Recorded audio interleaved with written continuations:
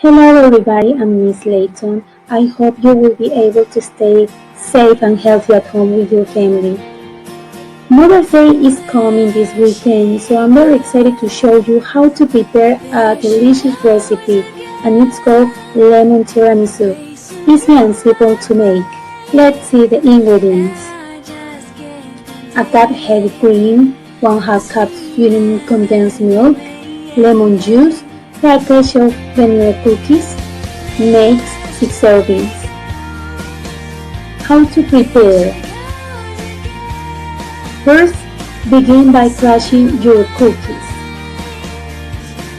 Second, beat the heavy cream and the condensed milk on medium speed during 5 minutes. Do not overbeat. Third, pour the lemon juice to the mix until smooth and creamy. Fourth, add a layer of some crushed cookies at the bottom of a shot glass, and then some cream. Repeat layers. Fifth, you can add some grated lemon and some strawberries or any fruit you want at the top of your lemon tiramisu. Finally, store in the refrigerator until ready to serve. I hope you enjoy. Bye!